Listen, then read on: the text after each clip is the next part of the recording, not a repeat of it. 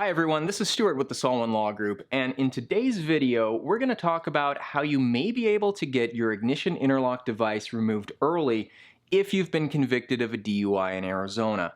So let's jump right into it. If you've been convicted of a DUI in Arizona that involves alcohol, then you may already know the law requires you to install an ignition interlock device on any vehicle that you drive. Ignition interlock devices make it so that your car won't start unless you blow into the device to prove that you haven't been drinking. Having the ignition interlock device on your car costs you money, it's a hassle to have to deal with, and it can be embarrassing to have too. So obviously, if we can shorten the amount of time that you have to have it installed on your car, that's going to be a very good thing. And the good news is, under certain circumstances, you can actually cut the time you need to have the device installed on your car in half. So how does this work?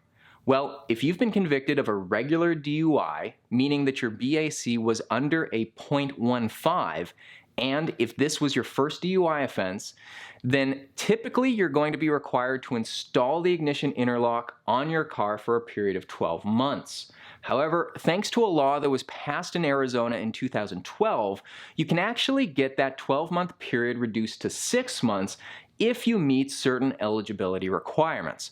So let's go over what those are now. First, you had to have been convicted of a first-time regular DUI.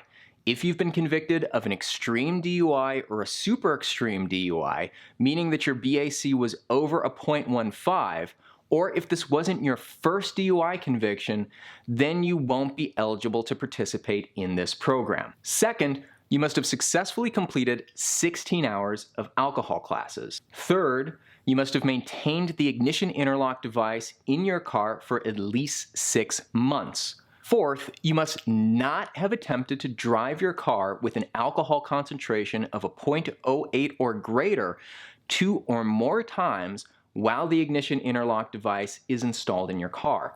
So in other words, if you're trying to start your car, then you blow into the ignition interlock device, and if it shows your BAC as being over a .08, that's going to get registered on the ignition interlock device, and MVD will know that you were trying to drive over the legal limit.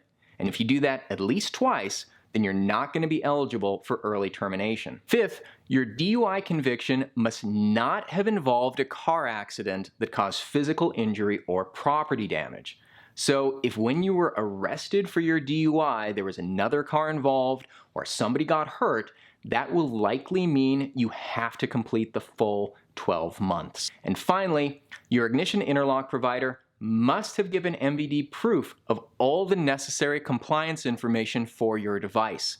This is going to be things like proof of installation of the ignition interlock device and proof that you're keeping up with the regular calibration checks that will be scheduled once the device is installed.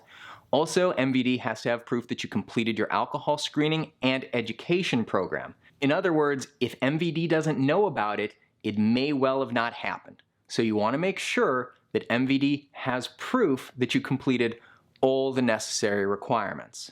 Now, if all of these things apply to you, then Arizona law says that MVD has to defer the remaining time period for the ignition interlock device after the first 6 months.